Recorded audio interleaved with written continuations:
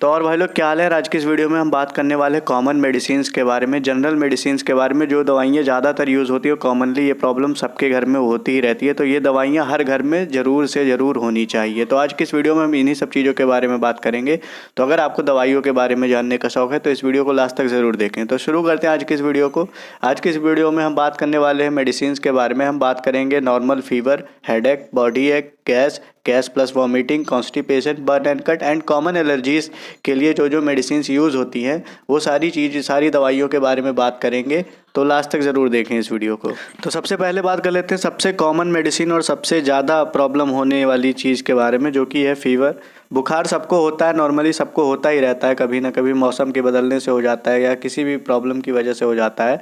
तो बुखार हर किसी को होता है और कभी भी आ जाता है। कभी कभी होता है कि ऐसा रात में बुखार हो गया तो आपके पास दवाई नहीं होती है, तो आप मेडिकल स्टोर का खुलने तक का इंतज़ार करते हो। तो ज़रूरी है कि अगर आपको पता हो उसके फीवर के लिए कौन सी दवाइयाँ यूज़ होती हैं, तो उसकी दवाई आप पहले से ख़रीद के घर में रख सकते हो।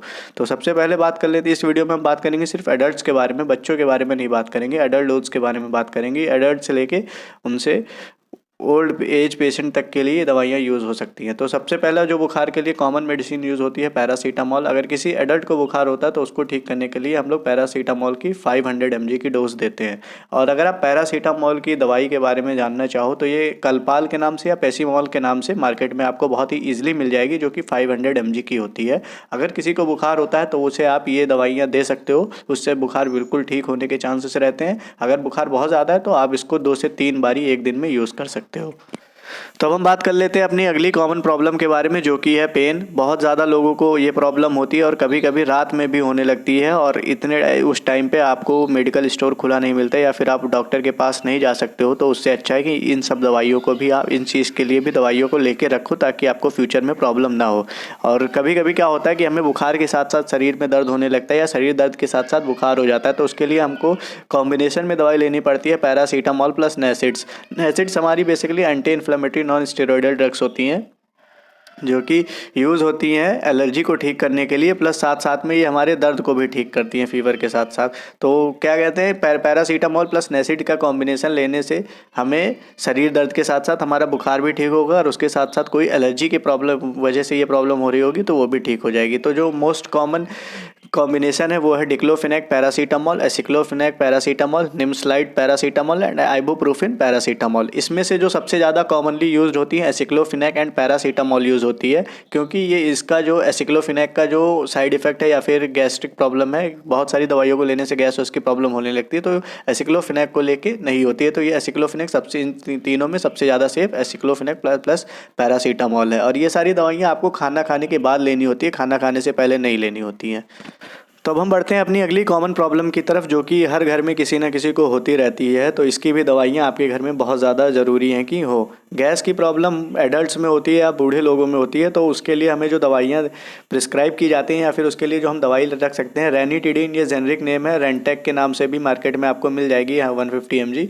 या फिर गैस के लिए आप पेंटोप्रोजोल, ओमिप्रोजोल ले सकते हो अगर आपको सिर्फ गैस की प्रॉब्लम है, या फिर गैस के साथ साथ आपको खट्टी डकारें आ रही हैं, पेट में जलन हो रही है, एसिडिटी हो रही है, तो उसको ठीक करने के लिए आप डाइजीन ले सकते हो। और ये दो जो गैस के लिए ये दो दवाइयाँ हैं वो आपको खाने से पहले लेनी होती हैं, ताकि आपकी अगर गैस की प्रॉब्लम हो भी या एसिडिटी की प्रॉब्लम हो भी तो वो भी ठीक हो जाए।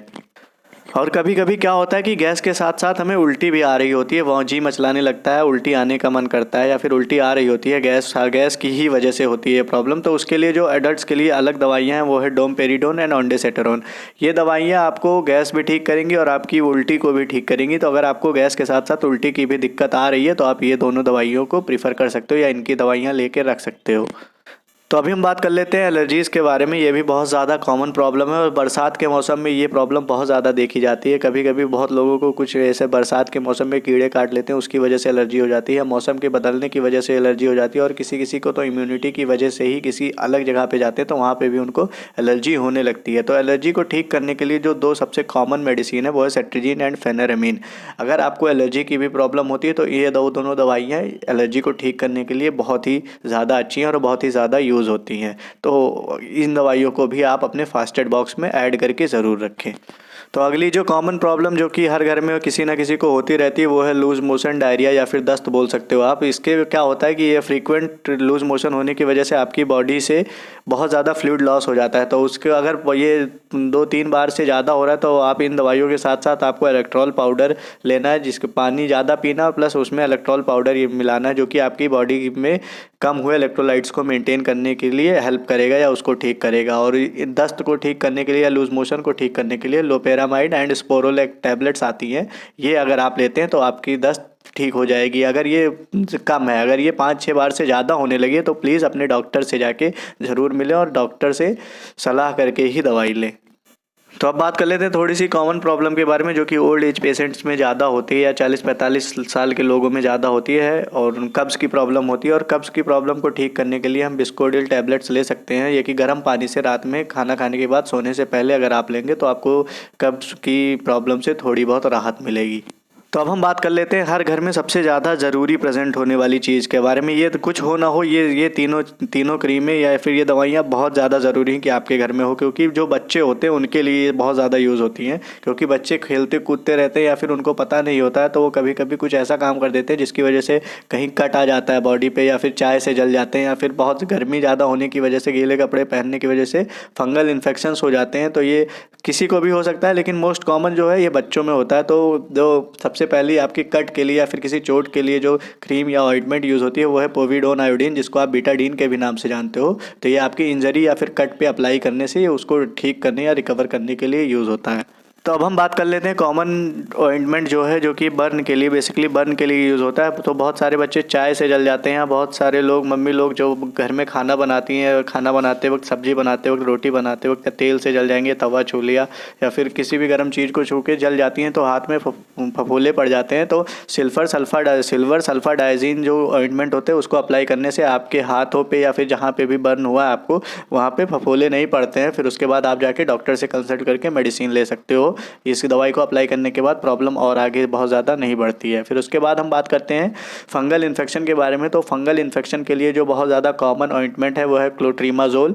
ये फंगल इन्फेक्शन मतलब दांत खाज खुजली के लिए ही यूज़ होता है। तो ये भी ऑइंटमेंट भी आपके फर्स्ट एड में प्रेजेंट होना बहुत ज़्यादा ज़रूरी है। होपफुली ये वीडियो आपके लिए थोड़ी बहुत हेल्पफुल रही होगी।